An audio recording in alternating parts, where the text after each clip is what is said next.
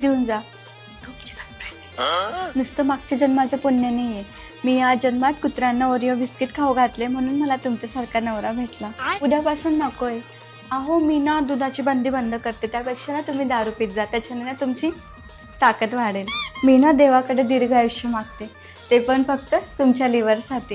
काल मी मार्केटमध्ये गेली तेव्हा तुमची गर्लफ्रेंड घरी आली होती ना, मी कसं काय ओळखलं असं?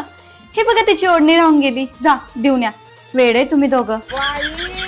अहो मी ना सायंकाळी माहेरी चाललीये, तर ही आहे इथं 2 दिवस माझी बहीण, तर तिनं तुम्हाला स्वयंपाक वगैरे बनवून दिला, तुमची काळजी घेईल. ठीक आहे ना? हो जिजू मी आहे ना.